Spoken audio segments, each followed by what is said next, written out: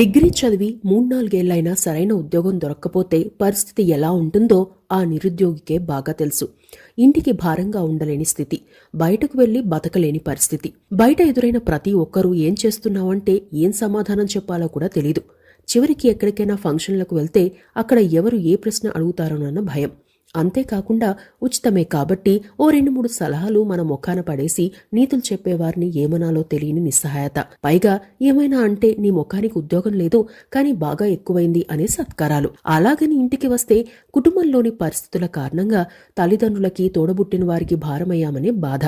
చివరికి అన్నం తింటుంటే కూడా ఒక్కో మెతుకు గొంతుకులో గుచ్చుకున్నట్టు అనిపించే నరకం. ఇంట్లో ఉండలేక బయటకు వెళ్తే బలాదూర్ తిరుగుతున్నారనే అవార్డులు రివార్డులు. ఇది నిరుద్యోగుల పరిస్థితి. చదివిన చదువుకు చేసే ఉద్యోగానికి సంబంధం లేని వారు కొందరైతే కనీసం ఆత్మాభిమానంతో చేసే ఉద్యోగం రానివారు చాలా మంది ఉన్నారు. ఆర్థికంగా ఎంతో కొంత అండ ఉండి ఫీజులకు డబ్బులుండి కోచింగ్లు తీసుకొని ఏదో ఒక జాబ్ చేసే వారి పరిస్థితి వేరు. కానీ కుటుంబ ఆర్థిక పరిస్థితులు అంతంత మాత్రంగానే ఉండి ఫీజులకు ఇంటి నుండి డబ్బులు వచ్చే పరిస్థితి లేక పార్ట్ టైం ఉద్యోగాలు చేస్తూ కోచింగ్ తీసుకుని నోటిఫికేషన్ల కోసం ఎదురు చూసేవారి పరిస్థితి వేరు. ఆ బాధతో ప్రశ్నిస్తే కొన్నిసార్లు కేసులు ఎదుర్కోవాల్సిన పరిస్థితి. ప్రస్తుతం కొల్లాపూర్ అసెంబ్లీ నియోజకవర్గంలో స్వతంత్ర అభ్యర్థిగా పోటీ చేస్తున్న బర్రెలక్క కూడా ఆ జాబితాలోని వారే. ప్రస్తుతం తెలంగాణ రాజకీయాల్లో ఎక్కువగా చర్చకు వస్తున్న పేరే బర్రెలక్క.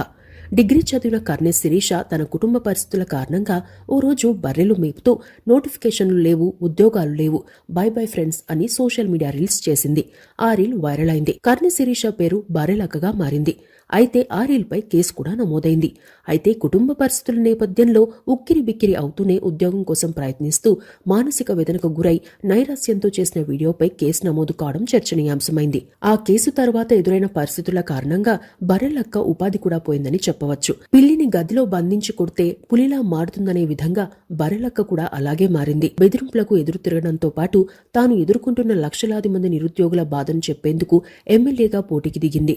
ఈ పోటీలో ఆమె గెలుస్తారా లేదా అనే అంశం పక్కన పెడితే ముందుగా ఓ ప్రయత్నం చేశారు. నిరుద్యోగుల సమస్యపై ప్రజాక్షేత్రంలోనే గలం విప్పారు. పలు పార్టీలను ఆమె వైపు చూసే పరిస్థితిని కల్పించారు. రాజకీయాల్లో విమర్శలు, ప్రతి విమర్శలు, పార్టీల వ్యూహాలు చాలానే ఉంటాయి. అదే సందర్భంలో ప్రధాన పార్టీల నుండి పోటీ చేస్తున్న అభ్యర్థులతోనూ ఢీకొనాల్సి ఉంటుంది. వారి అంగబలాన్ని, అర్ధబలాన్ని, వాగ్దాటిని ఎదుర్కోవాల్సి ఉంటుంది. ఆ క్రమంలోనే కొల్లాపూర్లో కర్నె శిరీష ఎవరెవరిని ఎదుర్కోవాల్సి ఉంటుందనేది ప్రాధాన్యాంశంగా మారింది.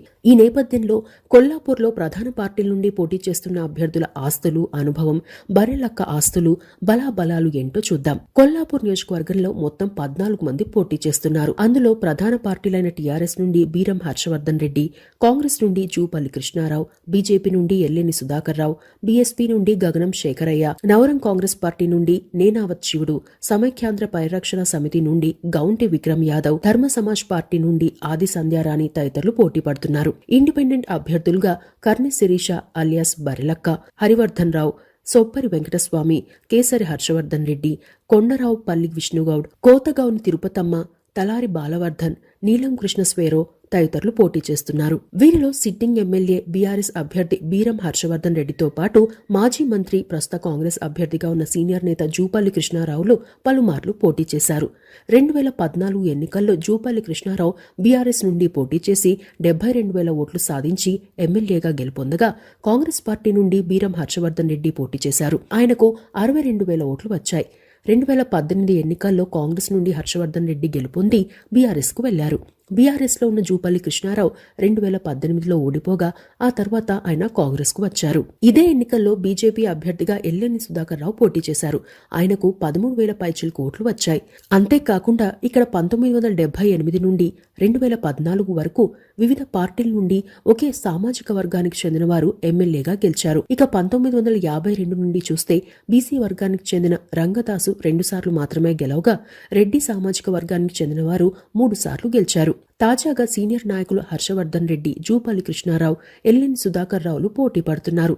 వారికి అంగబలంతో పాటు ఆర్థిక బలం కూడా ఉంది. ప్రస్తుత ఎన్నికల విషయానికి వస్తే ఇక్కడ స్వతంత్ర అభ్యర్థిగా పోటీ చేస్తున్న బర్రెలక్క తన అఫిడవిట్లో చూపించిన ఆస్తులు బహుశా రాష్ట్రంలోని అభ్యర్థులందరికంటే పేద అభ్యర్థి అని చెప్పవచ్చు. ఇంకా చెప్పాలంటే అసలు ఆస్తులే లేవని చెప్పవచ్చు. నిజంగా బర్రెలక్క ఆ పరిస్థితిలో ఉన్నారు కాబట్టే ఉద్యోగం కోసం ప్రశ్నించారు. బర్రెలక్క అఫిడవిట్ చూస్తే తన అఫిడవిట్లో తల్లి పేరును మాత్రమే మెన్షన్ చేశారు. తనపై ఉన్న కేసు ఒక్కటేనని, పెద్ద కొత్తపల్లి స్టేషన్ పరిధిలో ఐపీసీ 505 సబ్సెక్షన్ 2 కింద కేసు ఉందని పేర్కొన్నారు. ఆస్తుల విషయానికి వస్తే నార్మల్ గా ఎన్నికల్లో పోటీ చేసే అభ్యర్థులకు కనీసం 5 లక్షల విలువైన ఆస్తులో బంగారు ఆభరణాలు, వాహనాలు ఉంటాయి. అయితే బర్రెలక్కకు అవేమీ లేవు. అఫిడవిట్లో తన వద్ద కేవలం 6,500 రూపాయలు మాత్రమే ఉన్నాయని, ఇతర చరాస్తులు, స్థిరాస్తులు ఏవీ లేవని చెప్పారు. మొత్తంగా చూస్తే పేరు, ఓటర్ కార్డ్, పాన్ కార్డ్ లాంటి పర్సనల్ డీటెయిల్స్, తనపై ఉన్న కేసుకు సంబంధించి ఒక కాలం, తన ఎడ్యుకేషన్ క్వాలిఫికేషన్ కు సంబంధించి తప్ప ఎన్నికల అఫిడవిట్లో అన్ని అంశాలు నాట్ అప్లికబుల్ అనే ఉండడం గమనార్హం. ఇక ఎన్నికల ప్రచార ఖర్చు విషయానికి వస్తే ఆ నియోజకవర్గంలో కొందరు స్వచ్ఛందంగా బర్రెలక్క కోసం ప్రచారం చేస్తుండగా మరికొందరు తమ వాహనాలను ప్రచారానికి ఉచితంగా ఇచ్చారు. అయితే ఇవన్నీ కూడా ఎన్నికల సంఘం లెక్కల్లోకి అభ్యర్థి ఎన్నికల ప్రచార ఖర్చుగానే వస్తాయి. వాటిని ఎన్నికలయ్యాక నిర్ణీత గడువులోపు చూపించాల్సి ఉంటుంది. ఇక బీఆర్ఎస్ తరపున పోటీ చేస్తున్న సిట్టింగ్ ఎమ్మెల్యే బీరం హర్షవర్ధన్ రెడ్డి ఇక్కడ పోటీ చేయడం మూడోసారి. 2014లో కాంగ్రెస్ నుండి పోటీ చేసి ఓడిపోయారు. 2018లో కాంగ్రెస్ నుండి గెలిచారు. తరువాత టీఆర్ఎస్ కు వెళ్లారు. ఆయన ఆస్తుల విషయానికి వస్తే గత ఆర్థిక సంవత్సరంలో హర్షవర్ధన్ రెడ్డి వార్షిక ఆదాయం 17 లక్షలు కాగా ఆయన భార్య విజయకు 4 లక్షల వార్షిక ఆదాయం ఉంది. ఆయన చేతిలో 2 లక్షల నగదు ఉండగా భార్య వద్ద 1,40,000 నగదు ఉందని చూపారు. వివిధ బ్యాంకుల్లో ఉన్న డిపాజిట్లు దాదాపు 50 లక్షలుగా చెప్పారు. ఆయన వద్ద 22 లక్షల విలువైన బంగారు ఆభరణాలు, విజయ వద్ద 39 లక్షల విలువైన బంగారు ఆభరణాలు ఉన్నాయి. మొత్తంగా చరాస్తులు ఇద్దరికీ కలిపి దాదాపు 4,30,00,000.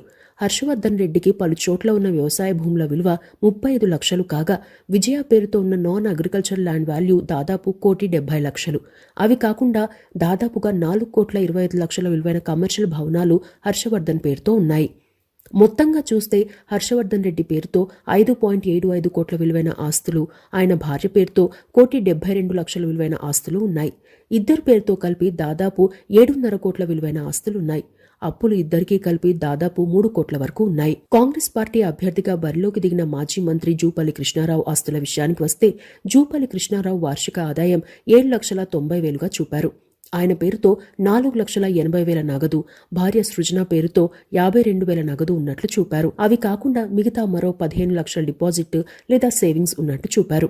బాండ్లు, ఇన్వెస్ట్మెంట్లు, వాహనాలు అన్నీ కలిపితే ఆయన పేరుతో 29 లక్షల చరాస్తులు, ఆయన భార్య పేరుతో 38 లక్షల విలువైన చరాస్తులు ఉన్నాయి. ఇక స్థిరాస్తుల విషయానికి వస్తే జూపల్లి కృష్ణారావు పేరుతో వ్యవసాయ భూమి, వ్యవసాయేతర భూమి లేదా భవనాలు, వాణిజ్య భవనాల వాల్యూ మొత్తం కలిపి 2,50,00,000 ఉన్నట్టు చూపారు. బీజేపీ అభ్యర్థి ఎల్లిని సుధాకర్ ఆస్తుల విషయానికి వస్తే గత ఆర్థిక సంవత్సరంలో ఆయన ఆదాయం 11 లక్షలుగా చూపారు. ఆయనకు 16.98 లక్షల విలువైన చరాస్తులుండగా ఆయన భార్య భారతి పేరుతో 4 కోట్ల విలువైన చరాస్తులు, షేర్లు, డిబెంచర్స్, సేవింగ్స్ ఉన్నాయి. ఇద్దరు డిపెండెంట్ల పేరుపై 86 లక్షల విలువైన చరాస్తులున్నాయి. అదే సమయంలో వీరి కుటుంబానికి దాదాపు 3 కోట్ల విలువైన స్థిరాస్తులున్నాయి. మొత్తంగా చూస్తే ఈ నియోజకవర్గంలో ప్రధాన పార్టీల అభ్యర్థుల ఆస్తులు కోట్లలో ఉండగా స్వతంత్ర అభ్యర్థిగా పోటీ చేస్తున్న బర్రెలక్క ఆస్తులు 10,000 కూడా లేవు. ఇక్కడే మరో అంశం ఏంటంటే గత బుధవారం వరకు ఈ నియోజకవర్గంలో అందరి అభ్యర్థుల అఫిడవిట్ల కంటే కూడా బర్రెలక్క అఫిడవిట్ ను ఎక్కువ మంది డౌన్లోడ్ చేయడం గమనార్హం. ఓ ఇంటర్వ్యూలో బర్రెలక్క మాట్లాడుతూ తనకు ఆర్థిక బలం లేకున్నా ప్రజాబలం ఉందని చెప్పారు.